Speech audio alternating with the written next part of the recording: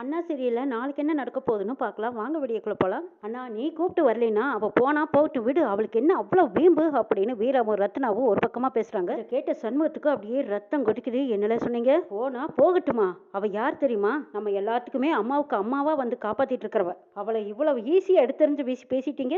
இந்த குடும்பத்தை பொறுத்த வரைக்கும் அவ பிறந்த வீட்டை தூக்கி போட்டுட்டு அங்க இருந்த வசதி செல்வாக்கு இது எல்லாமே வேண்டான்னு நம்ம குடும்பமே போதும்னு வந்தவ பரணி. ஆரம்பத்தில் அவ பிடிவாதமா இருந்தாலும் மறுபடியும் நம்ம அம்மாவுக்கு அம்மாவா இதே குடும்பத்தை எப்படி கட்டி காப்பாத்தினா? அவ செஞ்சது எல்லாம் மறந்துட்டு ஒரே நொடியில இப்படி தூக்கி வீசி பேசுறீங்களே, நீங்க எல்லாம் மனுஷிகளா? உங்க எல்லாத்துக்குமே நான் பாசத்தை காட்டி வளர்த்தனே தவிர இப்படி எடுத்தெறிஞ்சு பேச நான் சொல்லி கொடுக்கலையே. இதெல்லாம் என்னல புதுசா இருக்கு, எங்க பழகுனீங்கன்னு கேக்குறாங்க சண்முகம். அண்ணே உன் பேச்சு அவ கேட்கலன்னு எங்க மனசு ஆறல, அதான் நாங்க இப்படி பேசிட்டோம், என்னை மன்னிச்சிடுங்கிறாங்க வீரா. நீங்க எல்லாரும் என் கூட பிறந்தவனா, அவ எனக்கு மேல என் தாய்க்கு சமங்கிறாங்க சண்முகம். அவ இல்லாத இந்த வீடு வீடாவே இல்ல. சண்முகம் மனசொடைஞ்சு பேசிட்டு இருக்கும் போது கனியும் சொல்றாங்க, ஆமாண்ணே மதனி இல்லாத வீட்டுல வீடாவே இல்ல. இருக்க வரைக்கும் அம்மா இருக்கிற மாதிரியே இருந்துச்சு, கலகலப்பா இருந்தது. இப்ப பாரு எவ்வளவு சோகமா இருக்கு. மதனி வந்தா தான் வீடே நல்லா இருக்கும். இப்படி எல்லாரும் பேசிட்டு இருக்கும்போது பரணி டக்குன்னு வந்து நிக்கிறாங்க. பரணியை பார்த்ததும் அங்கிருந்து எல்லாருமே சந்தோஷப்படுறாங்க. அடா மதனி வந்துட்டியா அப்படின்னு கனி ஓடி போய் கட்டிப்பிடிக்கிறா. பரணி நீ வந்ததுல எங்களுக்கு ரொம்ப ரொம்ப சந்தோஷம்னு சொல்லிட்டு வீரா போய் நிக்கிறாங்க. பரணி அவங்க பேசினதெல்லாம் கேட்டுட்டு நின்னுட்டு மனசடைஞ்சு மறுபடியும் அவங்க ரூமுக்குள்ள போறாங்க. சண்முகம் பரணிக்கு பின்னாடியே போய் அவளுக்கு ஏதோ சொல்லிட்டாளுங்க, அதையும் நீ மனசுல வச்சுக்காதல பரணி. நீ இல்லாத இந்த வீடு வீடாவே இல்லை, கண்டிப்பா எனக்கு தெரியும் நீ வருவீன்னு எனக்கு தெரியும். அந்த முருகன் நம்மளை நிச்சயமா கைவிட மாட்டான்னு எனக்கு தெரியும்ல பரணின்னு சொல்லிக்கிட்டே இருக்காங்க சண்முகம். பரணி சூட்கேஸ் எடுத்து வைக்கிறாங்க. அங்கிருந்து இன்னும் அவங்க துணிமணிகளை எல்லாம் எடுத்து அடுக்கிட்டு இருக்காங்க.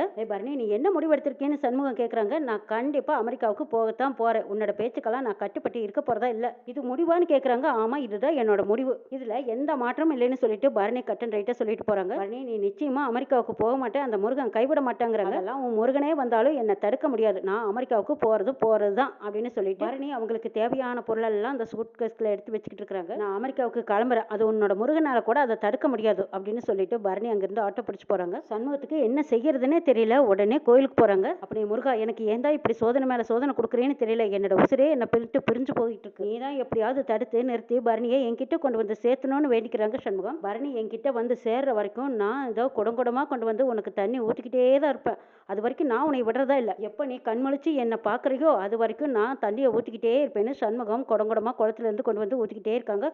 உடன்கடையும் அவங்களுக்கு ஹெல்ப் பண்ணிக்கிட்டு இருக்காங்க. பாக்கியத்துக்கோ கோவம் வந்து ரத்னாவை பொறிஞ்சு தள்ளிடுறாங்க. என் மவளை பார்த்தா உங்களுக்கு அவ்வளவு இலக்காரமா போச்சா, கஷ்டமோ நஷ்டமோ இதுதான் குடும்பம் இதுதான் வாழ்க்கைன்னு இங்க வந்து வாழ்ந்துட்டு இருந்தவளோட மனசை நோகடிச்சிட்டீங்களேடி. உன்னோட வாழ்க்கை நல்லா இருக்கணும்னு நினைச்சு தானே அன்னைக்கும் உன்னோட உசுரை காப்பாத்தினா. சரி உன் புருஷன் திரும்பி வந்துட்டான்னு தானே அவனையும் கூட்டிட்டு வந்து நடு வீட்டுல உட்கார வச்சா. நீ நல்லா அவனை புரிஞ்சுக்கிட்டு காதலிச்சு தானே கல்யாணம் பண்ணிக்கிட்டு. காதலிச்ச நீங்க ரெண்டு பேருமே ஒருத்தருக்கு ஒருத்தர் புரிஞ்சுக்கல. என் புள்ள நீ நல்லா இருக்கட்டும்ங்கிறக்காக அவனை கூட்டிட்டு வந்து நடு வீட்டுல வச்சா அவளை நீ என்ன வேணாலும் திட்டுவியா? அவ இவ்வளவு ஒரு அயோக்கியத்தனமா இருப்பான்னு அவன் என்ன காதலிச்சா கண்டா. அந்த வெங்கடேஷ் பத்தி உனக்கு தெரியாதா பரணிக்கு தெரிஞ்சு போச்சு. ஏதோ குடும்பம் நல்லா இருக்கட்டும்னு உன் அம்மா இருந்தா என்ன செஞ்சிருப்பாளோ அதைத்தானே அவ செஞ்சா. என் மவளை இப்படி கரிச்சு கொட்டுறது சரியில்லை பார்த்துக்கோன்னு பாக்கியம் பொறிஞ்சு தள்ளிடுறாங்க. அதே நான் தான் சொன்னேன்ல அந்த அயோக்கியம் கூட வாழ மாட்டேன்னு, அதோட அவ விட்டுற வேண்டியதானே. எதுக்காக திரும்ப திரும்ப அவனை இங்க கூட்டிட்டு வந்து அவங்க கூட என்ன சேர்த்து வச்சு பார்க்கணும்னு நினைக்கிறா? ஏன் உன் மவளை ஒன்று சொல்லக்கூடாதா? அவளுக்கு இவ்வளவு ரோசமெல்லாம் வருமா? என் அண்ணன் எப்படிப்பட்டவன்னு உனக்கு தெரியாதா? என் அண்ணன் போய் கூப்பிட்டா அவ வர வேண்டியதானே, அவளுக்கு என்ன அவ்வளவு வீம்பு? புரிஞ்சுதான் பேசுறீங்களா? ஏன் அவளுக்கு நான் ஆசை பாசம் எதுவும் இருக்கக்கூடாதா என்ன? 1000 தான் பிரச்சனைகள் இருந்தாலும் அப்பவும் இது நான் வரைக்கும் அவளுக்காக ஏதாவது கேட்டிருப்பாளா? எத்தனை பிரச்சனைகளையும் தாண்டி இதுதான் வாழ்க்கைன்னு இங்கேயே கிடந்தா. நீ சொன்ன ஒரு வார்த்தை அவனால ஏத்துக்க முடியாம எவ்வளவு காயப்பட்டிருப்பா. பத்தாததுக்கு என் புருஷனோட ஆட்டம் வேற, அந்த ஆள் ஆடுற மாதிரியே நீங்களும் நடந்துக்கிறீங்களடி. எப்பன்னு காத்துக்கிட்டு இருந்தவனுக்கு கை கொடுத்த மாதிரி ஆயிப்போச்சேன்னு சொல்லி திட்டுறாங்க பாக்கியம். இப்படி ஆள் மாற்றி ஆளு சவுண்டு கொடுத்து பேசிட்டு இருக்கும் போது எசக்கி திடீர்னு மயங்கி விழுந்துடுறாங்க. எஸ்கி என்னாச்சுன்னு எசக்கி எல்லாரும் தாங்கி பிடிக்கிறாங்க. ஐயோ என்னாச்சுன்னு தெரியலையே, கண்ணெல்லாம் நட்டுக்கிட்டுலாம் போகுது, சீக்கிரமா தண்ணி எடுத்துட்டு வா அப்படின்னு சொல்லி வீரா தண்ணி எடுத்துட்டு வந்து தொலைச்சு விடுறாங்க. அப்பவும் மயக்கம் தெரியல எஸ்கிக்கு. பரணி போனதுல இருந்தே இவ சோறு தண்ணி திங்காம தான் கிடக்குறான்னு சொல்றாங்க ரத்னா. அடி பாவிகளா, இவ்வளவு பாசத்தை மனசுல வச்சுக்கிட்டு இப்படி இருக்கீங்களடி, நான் என்னத்தை சொல்லட்டும்னு பாக்கியம் ஒரு பக்கம் மண்டமடியா போட்டுக்கிட்டு அழுகுறாங்க. சிவபாலா சீக்கிரமா பரணிக்கு போன் பண்ணுங்கிறாங்க. பரணிக்கு போன் பண்ணா பரணி போனே எடுக்கல. சரிடா சீக்கிரமா முத்துப்பாண்டிக்கு போன் பண்ணு, சண்முகத்தை போய் நேரா கூட்டிட்டு வா அப்படின்னு பாக்கியம் சொன்னதும் சிவபாலன் பைக் எடுத்துக்கிட்டு சீக்கிரமா கோயிலுக்கு போறாங்க. அங்க போய் பார்த்தா சண்முகம் வேண்டுதலுக்காக, அதுவும் பரணி வீட்டுக்கு வரணும், அவ அமெரிக்கா போகக்கூடாது, என்னை விட்டு பிரியக்கூடாதுன்னு வேண்டுதலுக்காக தண்ணி எடுத்துட்டு இருக்காங்க. தண்ணியை மோந்து மோந்து முருகனுக்கு ஊத்திக்கிட்டே இருக்கான். ஆயிரக்கணக்கான குடம் ஊத்தியாச்சு. இன்னமும் சண்முகத்தோட மனசு ஆறவே இல்லைன்னு உடனுக்குடி சொல்றாங்க. இதை கேட்டதும் சிவபாலன் ஓட்டமா ஓடி, அத்தான் எசக்கிக்கு என்னமோ ஆயிப்போச்சு, திடீர்னு மயங்கி விழுந்துட்டா, பேச்சு மூச்சு இல்லாம கிடக்குறா, சீக்கிரமா அத்தான் அப்படின்னு கூப்பிடுறாங்க சிவபாலன். இதை கேட்டதும் சண்முகம், அப்பனே முருகா, ஏன் தான் எனக்கு இப்படி சோதனை மேல சோதனை கொடுக்குறியோ அப்படின்னு குடத்தை தூக்கி போட்டுட்டு வீட்டுக்கு ஓடி வந்து பாக்குறாங்க சண்முகம். வீட்டுல பரணி தான் எசக்கியை கைப்பிடிச்சு நாடி பிடிச்சு பார்த்துட்டு இருக்காங்க. எல்லாம் சந்தோஷமான விஷயம் தான், அவ கர்ப்பமா இருக்கான்னு சொல்லிடுறாங்க. இதை கேட்ட குடும்பமே அவ்வளவு சந்தோஷப்படுது.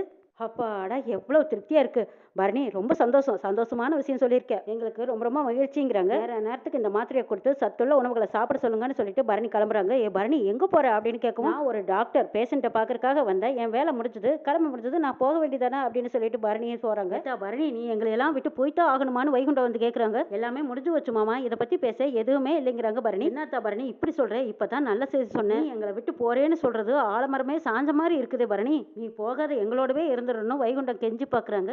பரணி காது கொடுத்து கேட்காம அவங்க பாட்டுக்கு வீட்டுக்கு போறாங்க. பாண்டியம்மாவும் சவுந்தரபாண்டியும் இந்த பரணி வரட்டு வரட்டுன்னு காத்துட்டு இருக்காங்க. பரணி, அந்த வெறும்பை என் குடும்பத்துல சொல்லிட்டு வந்துட்டியா, நீ நாளைக்கு அமெரிக்கா போற, நல்லா படிச்சு 5 வருஷத்துக்கு அப்புறமா அப்பன் பேர் சொல்ற மாதிரி பெரிய ஆளா வரணுங்கிறாங்க சவுந்தரபாண்டி. பேசாம அமைதியா நின்றுட்டு இருக்காங்க பரணி. என்ன அமைதியா இருக்கா? ஏ சவுந்தரம், பரணி வெளிநாட்டுல இருந்து வந்து அந்த வெறும்பையன் கூட போகாம இருக்கணும்னா முதல்ல அவங்க கட்டின தாலியை அறுத்து வீசு. பாண்டியம்மா பேசிட்டு இருக்க பரணி கழுத்துல கிடந்த தாலியை இழுத்து அக்கறைக்கு போறாங்க. ஐயோ அம்மா பாருமா, என்ன பண்ணிட்டு இருக்குது பாரு பாருன்னு பரணி சத்தம் போடுறாங்க. இந்த பக்கமா பாக்கியமும் எதிர்பார்க்கவே இல்லை. மதுரை என்ன பண்ணிட்டு இருக்க அப்படின்னு சொல்லிட்டு பாண்டியம்மா கையை பிடிக்கிறாங்க. ஓடி வந்ததும் பாண்டியம்மா கையை முறுக்குன்னு முறுக்குறாங்க. இருந்தாலும் விடாம அந்த தாலி கொடியை இழுத்துக்கிட்டு இருக்காங்க. பாண்டிய ஒழுங்கா தாலி செயல இருந்து கையை எடுத்துரு, பாத்துக்கோ, இல்லன்னா நடக்கிறதே வேற அப்படின்னு சிவபாலன் சொல்ல சவுந்தரபாண்டி ஓடி வந்து சிவபாலனை ஓங்கி ஒரு தள்ளி விடுறாங்க. சிவபாலன் அந்த பக்கமா போய் சோபால விழுந்து கிடக்குறாரு. எங்க அக்கா தான் அந்த தாலி வேண்டான்னு சொல்லுதல, நீ என்னடா போய் குறுக்காட்டுறது, போட்டனா பாத்துக்கோ, பேசாம உட்காருங்கிறாங்க சவுந்தரபாண்டி. அவனே வேண்டான்ட்டு வந்துட்டு அப்புறம் அவன் கட்டின தாலி எடுக்க முதல்ல அத்தரி அப்படின்னு சொல்லி பாண்டியம்மா பரணி கழுத்துல கடந்த தாலியை அக்கறைக்கே போறாங்க. முடிஞ்ச வரைக்கும் பாக்கியமும் போராடி பாக்குறாங்க. பாண்டியம்மா கிட்ட ஜெயிக்கவே முடியல. இவளோட வயசுக்கு மரியாதை கொடுத்தாலாம் செல்லாது, கையில விளாசி தள்ளுனா தான் ஒழுங்கா அடங்குவான்னு நினைச்சுக்கிட்டு பாண்டியம்மாவோட கண்ணம் பழுக்கிற அளவுக்கு அப்படியே ஓங்கி கையை வீசுறாங்க பாருங்க. பலார்னு நல்லா பாண்டியம்மா அடி வாங்குறாங்க பாக்கியத்துக்கிட்ட. ஏ அப்பா பாக்கியமா, இது இவ கையை இரும்பு கை மாதிரி இந்த வலி வலிக்குதே, அடி பாவி பாக்கியம், புள்ள பூச்சியாட்ட இருந்துகிட்டு எனக்கு இந்த அடி அடிச்சு போட்டியே, ஒரு வயசு வித்தியாசம் கூட பார்க்க மாட்டேன்னு கேட்கறாங்க பாண்டியம்மா. என்னோட மாவ தாலி மேல கையை வச்ச கையை வெட்டி வீசிடுவான் பாத்துக்கோ. ஏ எங்க அக்கா மேலேயே கையை வச்சிட்டியா, உனைய நான் சும்மா விட மாட்டேன்னு சொல்லிட்டு சவுந்தரபாண்டியை எடுத்துக்கிட்டு வர்றாங்க. என்ன என்னை அடிக்க வரீங்களா அப்படின்னு பாக்கியம் அதுக்கு மேல எடுத்துக்கிட்டு போய் முன்னாடி நிக்கிறாங்க. சவுந்தரபாண்டியே கொஞ்சம் பயந்து பின்வாங்குறாங்க. அடிங்க பாப்போம், இன்னொரு வாட்டி உங்க அக்கா இப்படி செஞ்சா அவ கழுத்தைய அறுத்து விசிறுவேன், என் பொண்ணோட விஷயத்துல யாராவது தலையிட்டீங்க அவ்வளவுதான் சொல்லிட்டேன் பாத்துக்கோங்கன்னு சொல்லி பாக்கியம் எல்லாத்தையும் மிரட்டி வைக்கிறாங்க. அப்பா இப்ப கூட நான் என் பொறுமையை இழக்க விரும்பல, நீங்க ஒரு வார்த்தை சொல்லுங்க, நான் வீட்டை விட்டு வெளியில போய் வாடகை வீட்டுல இருந்துக்கிறேன், அதை விட்டுட்டு இந்த பொம்பளை என் தாலி மேல கைய வச்சா அம்மாவெல்லாம் வேண்டாம், நானே இந்த பொம்பளைய அடிச்சு தும்சம் பண்ணிட்டு போய்கிட்டே இருப்பேங்கிறாங்க பரணி. ஏய் சவுந்தரம், என்னடா இது ஆத்தாலும் மகளும் பத்திரகாளி மாதிரி இந்த ஆட்டம் ஆடுறாளுக, அப்பா கொஞ்சம் தப்புச்சண்டா, இல்ல என்ன ஒரு வழி பண்ணிருப்பாளுங்கிறாங்க பாண்டியம்மா. அவசரப்பட்டு நீ எதுக்குக்கா பரணி தாலி மேல கைய வச்சுன்னு கேக்குறாங்க சவுந்தரபாண்டி. சூட்டோட சூட்டா அந்த தாலியை அறுத்து கொண்டு போய் அந்த வெறும்பைய மூஞ்சில விட்டு நான் தாலியை பிடுங்கினேன். ஐயோ அக்கா அவசரப்பட்டுட்டியே, அவ கோபத்துக்கு ஆளாயிட்டியக்கா, நாம போடுற பிளான் எல்லாம் நீ ஏதாவது ஒரு வழியில சொதப்பி வைக்கிறேன்னு சவுந்தரபாண்டியும் பாண்டியம்மாவும் பேசிக்கிறாங்க. பாண்டியம்மாவும் சவுந்தரபாண்டியும் பேசிட்டு இருக்கிறத பரணி கேட்டுடுறாங்க. அதுக்கப்புறம் பரணியோட மனசு மாறதுக்கு வாய்ப்பு இருக்கு. என்ன நடக்க போகுதுன்னு நாளை சொல்ல பார்க்கலாம்.